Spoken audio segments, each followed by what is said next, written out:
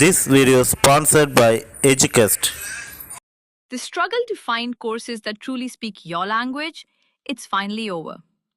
Welcome to EduQuest, where learning is made just for you. At EduQuest, we bring you a wide range of online courses, from career building programs to skill boosting masterclasses, all in your regional language. Because we believe language should never be a barrier to success.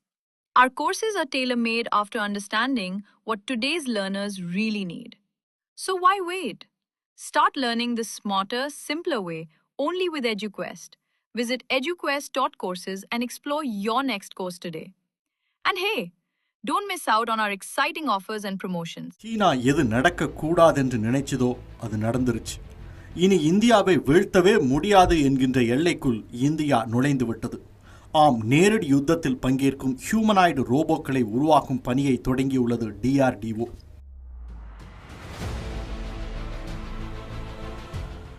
மனித கட்டளைகளுக்கு பணிந்து அதே நேரத்தில் artificial intelligence உதவியுடன் இயங்கும் மனித ரோபோக்களுக்கான ஆராய்ச்சியை தொடங்கியுள்ளது இந்தியா.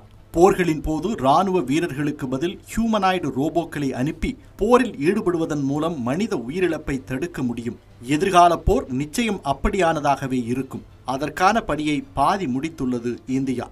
ஹியூமனாய்டு ரோபோவிற்கான செயலி, சென்சார், ஹார்ட்வேர் ஆகியவற்றை உருவாக்குவது சாதாரண காரியமில்லை. ஆனால் அதனை உருவாக்கி காட்டி வரலாற்றில் முதன்முறையாக தங்களது ஹியூமனாய்டு ரோபோவின் முன்மாதிரியை புனே நகரில் பொதுவெளியில் காட்சிப்படுத்தியுள்ளது பாதுகாப்பு மற்றும் ஆராய்ச்சி நிறுவனமான DRDO. கடந்த 4 ஆண்டுகள் மேற்கொண்ட ஆராய்ச்சியின் பலனாக ஸ்வயா என்ற ஹியூமனாய்டு ரோபோ உருவாக்கப்பட்டுள்ளது.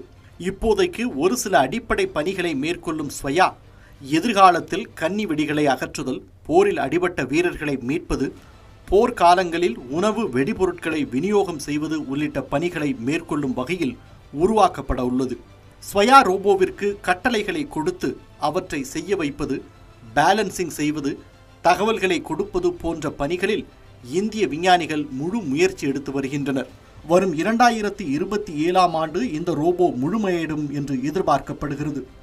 ஸ்வயா 24 டிகிரி தன்னிச்சையாக செயல்படும் வகையிலும், கீழே விழுந்தால் மீண்டும் தன்னிச்சையாக எழுந்து தன்னைத்தானே நிலைப்படுத்திக் கொள்ளும் வகையிலும் வடிவமைக்கப்பட்டு வருகிறது. சரியான இலக்கை நோக்கி பயணிக்க GPS நேவிகேஷன் சிஸ்டத்தின் வடிவமைப்புகளும் முழுமையடையும் நிலையில் உள்ளது. ஒரு சில நாடுகள் இராணுவத்தில் ரோபோட்டுகளை அறிமுகம் செய்துள்ள நிலையில் அது முழுமை பெறவில்லை. ஹைப்பர்சோனிக் ஏவுகணை, அணு ஆயுதம், ட்ரோன் வார், 5ஆம் தலைமுறை போர் விமானங்கள், சேட்டலைட் வார் என உலக இராணுவங்களின் அத்தனை நவீன ஆயுதங்களையும் வைத்துள்ள இந்தியா எதிர்காலத்தில் ஹியூமனாய்டு ரோபோக்களையும் உள்ளடக்கிய வலிமையான இராணுவமாக உருவெடுக்க உள்ளது. இந்தியா தொடங்கியுள்ள இந்த திட்டம் உலகின் எந்த இராணுவத்தையும் எதிர்கொள்ளும் வலிமையை இந்திய இராணுவத்திற்கு அளிக்கும்.